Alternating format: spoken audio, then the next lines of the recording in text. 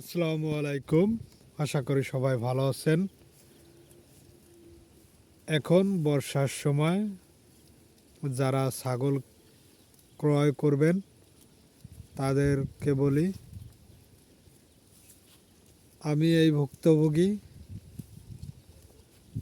যারা ছাগল ক্রয় করবেন তাদের বিশেষ কিছু কথা, যদি হাট থেকে ছাগল ক্রয় করেন তাহলে আপনি কোনো কাবু ছাগল কিনবেন না। ঠিক আছে, একটু মোটা দেখে কিনবেন। এই বৃষ্টি বর্ষার সময়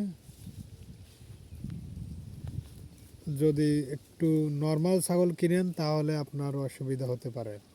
যেমন ওই ছাগলের ঠান্ডা লাগলে, কাবু ছাগল যদি ঠান্ডা লাগে ওটা আর ঠিক হয় না, আপনার ওতে পিপিআর হয়ে যায়। ঠিক আছে, আর আপনি একটু মোটা ছাগল কিনবেন,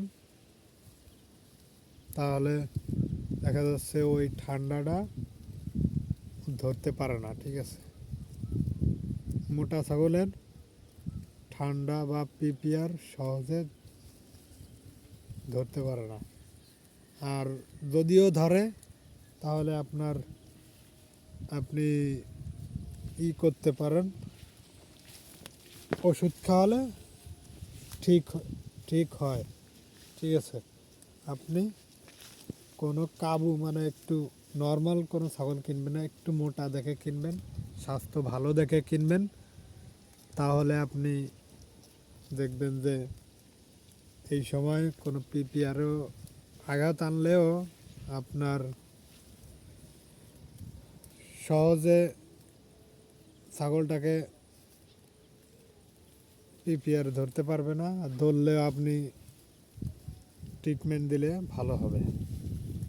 আর ছাগল কিনলেই আপনি এখন বৃষ্টির সময় পিপিআরের ভ্যাকসিন দিয়ে রাখবেন, পিপিআরের ভ্যাকসিন দেবেন। এটাই মূল কথা।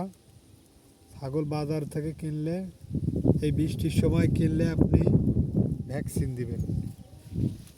ভ্যাকসিন দিলে আপনার পিপিআর হওয়ার সম্ভাবনা নেই। ঠিক আছে, কাবু ছাগল কিনবেন না এই সময়।